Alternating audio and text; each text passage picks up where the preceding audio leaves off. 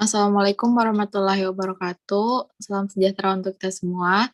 Selamat pagi, selamat siang, selamat sore, selamat malam bagi Bapak Ibu dosen, kakak asisten dosen, dan teman-teman yang sedang menonton video ini. Perkenalkan, kami dari kelompok 6, kelas 30, mata kuliah pengantar rekayasa desain. Pada kesempatan kali ini, kelompok kami akan mempresentasikan hasil tugas besar kelompok kami, yaitu rancangan desain alternatif untuk permasalahan infrastruktur sipil. Untuk yang pertama adalah proses perancangan. Bagian pertama yaitu perumusan masalah. Kami melakukan identifikasi permasalahan, studi literatur, dan perumusan kriteria. Lalu bagian 2, kami melakukan perumusan solusi, yaitu analisis solusi, pemilihan solusi, dan membuat desain detail dari solusi yang kami pilih. Bagian 3, komunikasi dan pelaporan, yaitu kami mengevaluasi hasil rancangan, komunikasi, dan melaporkan hasil rancangan yang sudah kami buat. Berikut adalah anggota kelompok kami, ada M. Kausar Toti, M. Faisal Ramadan, Safir Rafayola, saya sendiri Alifia Indrasari Boymara, Rian Ardian Nuswin, Barik Akmal, Wahyu Santaka Jati, dan Gabriela Timur Saradiva. Yang pertama adalah identifikasi permasalahan. Permasalahan yang dihadapi pada kedua daerah tersebut adalah pada daerah A, di mana di daerah tersebut terdapat danau, penduduk desa daerah A hidup terpisah dan terisolasi dari lingkungannya. Sedangkan penduduk daerah B itu hidup dengan sumber air yang tidak pasti, yaitu mengandalkan air hujan saja.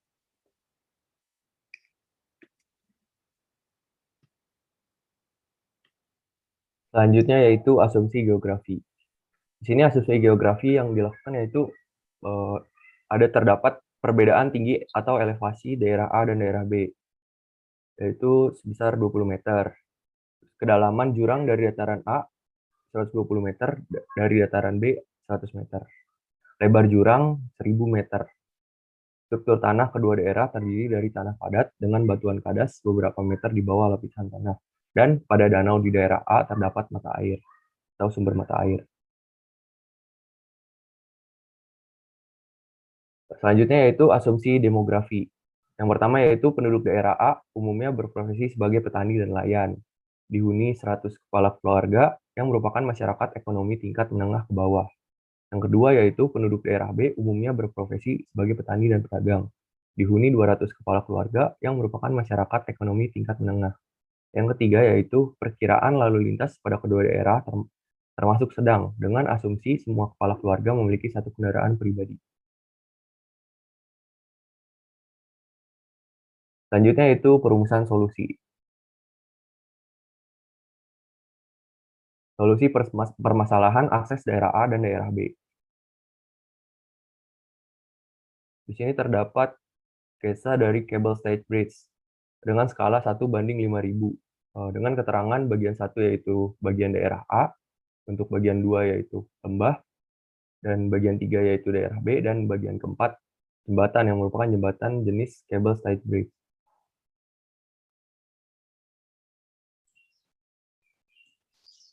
Selanjutnya, yaitu salah satu desain alternatif solusi kami yang lain yaitu ArcSTIS dengan keterangan dan skala yang sama dengan Cable Stayed Bridge yang sebelumnya.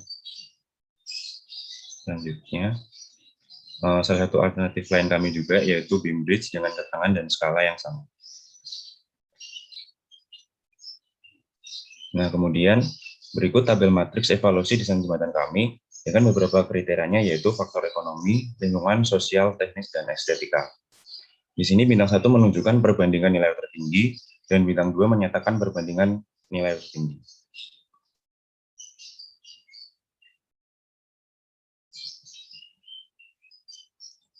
Kemudian selanjutnya solusi permasalahan air pada daerah B.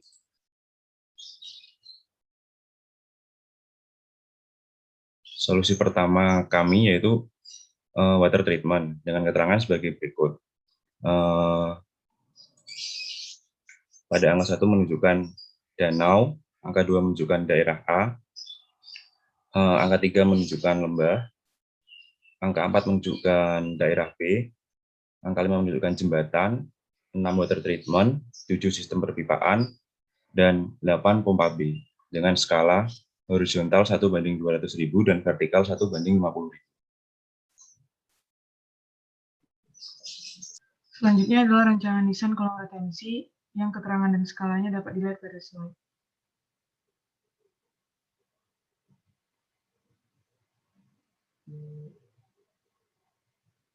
Selanjutnya ada tabel matriks evaluasi desain sistem pengolahan air. Untuk tanda bintang 1 adalah perbandingan nilai tertinggi, untuk bintang 2 itu menyatakan perbandingan total nilai tertinggi.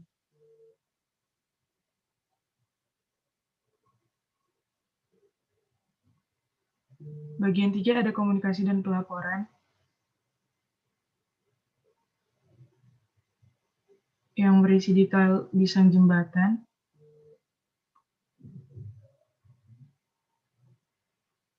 Nah, ini desain 2D dari jembatannya.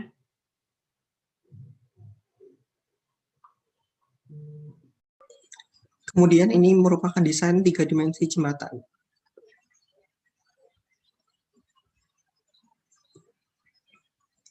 Lanjut ke bagian struktur pohon komponen-komponen jembatan.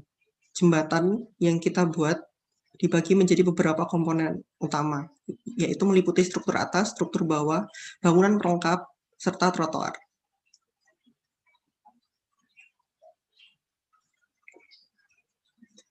Komponen-komponen utamanya terdiri atas kabel panjang yang satu bentang membentang sejauh 175 meter.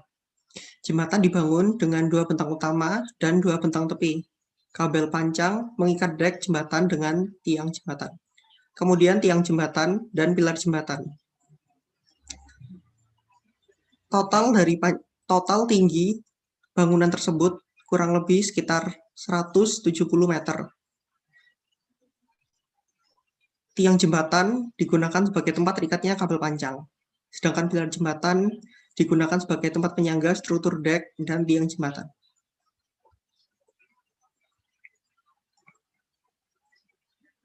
Kemudian dek jembatan. Dek dibangun dengan 2 jalur bolak-balik, dengan setiap jalur memuat 1 jenis kendaraan roda 4. Kemudian pondasi jembatan. Pondasi jembatan dibuat menjadi satu kesatuan dengan menyatukan pangkal tiang panjang yang terdapat di bawah konstruksi dengan tumpuan khusus. Kemudian yang terakhir, abutmen.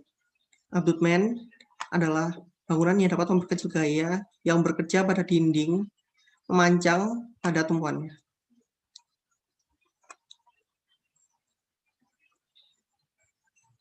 Kemudian masuk ke bagian analisis statika jembatan.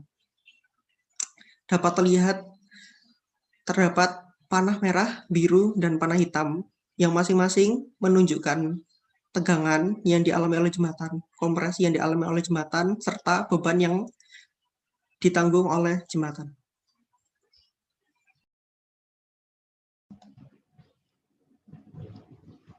Lalu di sini ada tabel dari analisis statika jembatan.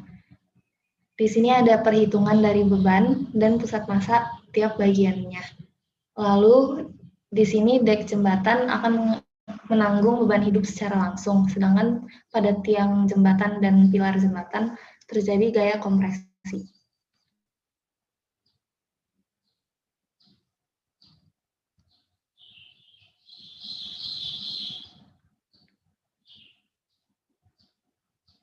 Pada kabel panjang terjadi tegangan tali dan kabel panjang itu juga menanggung beban. Lalu pada pondasi dan abutmen menanggung beban bagian-bagian jembatan lainnya.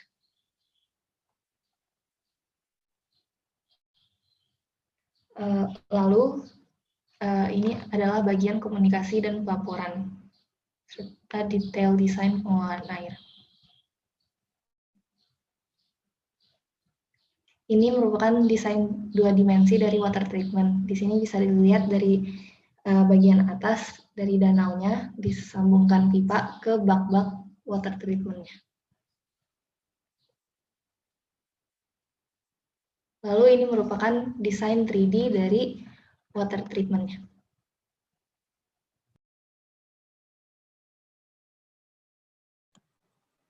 Untuk selanjutnya ada sistem perpipaan, di mana panjang pipa kurang lebih 6.005 meter dengan diameter pipa 40 cm, dan jenis pipa yang kami gunakan adalah HDPE, yaitu High Density Polyethylene.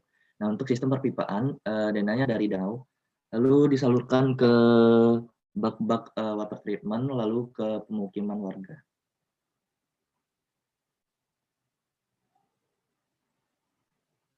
Selanjutnya ada struktur pohon, komponen sistem pengairan. Untuk sistem pengairan kami bagi menjadi dua, yaitu water treatment dan juga sistem perpipaan.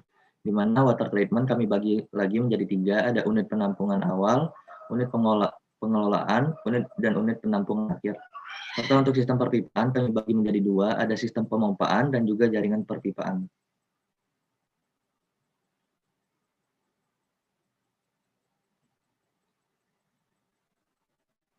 Selanjutnya ada komponen dari water treatment, kami bagi menjadi 5. Yang pertama ada bak koagulasi, dengan kegunaannya bak ini untuk menghancurkan partikel koloid atau penyebab air menjadi keruh. Yang kedua ada bak flokulasi, dengan keterangan bak ini untuk penyisian kekeruhan air yang dilakukan dengan cara pengadukan lambat. Yang ketiga ada bak filtrasi, pada bak ini air disaring melewati media penyaring. Dan yang keempat ada bak sedimentasi. Pada bak ini partikel mengendap secara alami di dasar penampungan. Dan yang terakhir ada bak reservoir, di mana tempat merupakan tempat penampungan akhir.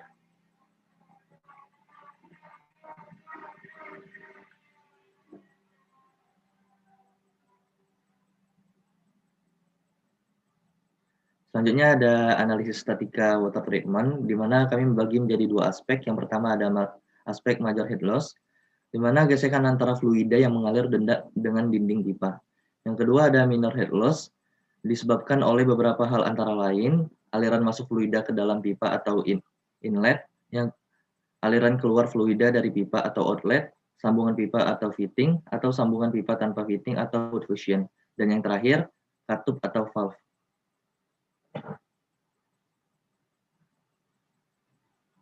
Selanjutnya ada komunikasi dan pelaporan untuk visualisasi atau simulasi.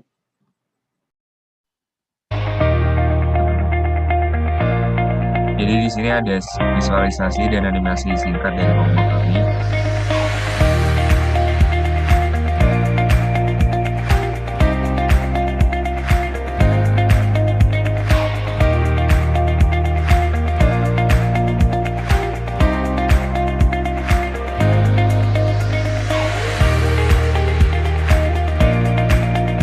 Dapat dilihat pada daerah A terdapat danau dan juga pemukiman. Nah, untuk di daerah B dapat dilihat terdapat pemukiman dan juga daerah untuk perkebunan dan pertanian.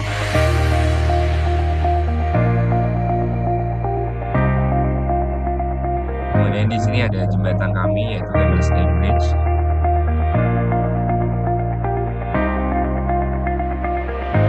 Dan terdapat komponen-komponen dari jembatannya.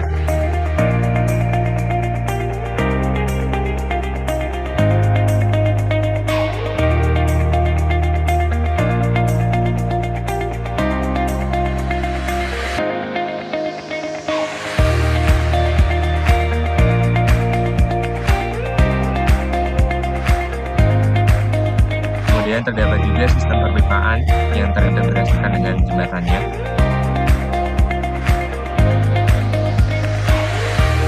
Dan di sini ada water treatment yang dibangun di daerah A.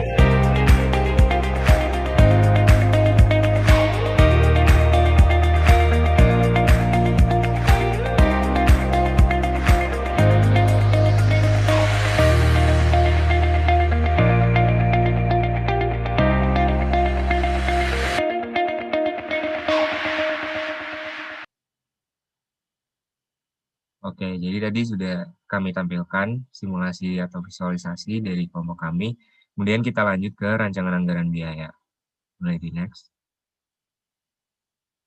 Nah, untuk yang pertama, yaitu modal dari pembangunan jembatan dan pengelolaan air ini bersumber dari dua, yaitu yang pertama adalah anggaran subsidi pemerintah dengan biaya sebesar 150 miliar dan juga dari RAB daerah sebesar 13 miliar.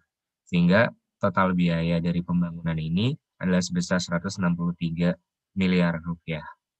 Kemudian, untuk biaya tidak langsungnya, Yang pertama ada biaya konstruksi yang terdiri dari konstruksi jembatan dan juga pengelolaan air dengan total biaya sebesar 121.915 juta rupiah. Untuk rinciannya dapat dilihat di samping. Kemudian yang kedua ada biaya administrasi, yaitu sebesar 100 juta rupiah. Lalu ada biaya konsultan pengawas sebesar 175 juta rupiah. Kemudian ada biaya untuk keperluan lain-lain sebesar 150 juta rupiah. Boleh di next. Nah, untuk biaya tidak langsung dari pengelolaan air bisa dilihat juga di tabel di samping. Kemudian perkiraan biaya totalnya yaitu sebesar 122.340.350.000 rupiah. Kemudian yang ketiga ada biaya operasi dan pemeliharaan jembatan serta pengelolaan air. Yang pertama ada honor pekerja yaitu sebesar 39.150 juta rupiah. Lalu ada biaya operasional sebesar 493.860 rupiah. Kemudian ada biaya pemeliharaan rutin yaitu sebesar 90 miliar rupiah, sehingga perkiraan biaya totalnya yaitu 39.713.860.000 rupiah. Sehingga biaya total dari pembangunan jembatan dan juga water treatment ini adalah 162.217.210.000 rupiah. Dan ditambah dengan pajak sebesar 10% sehingga menjadi 179.300 juta rupiah.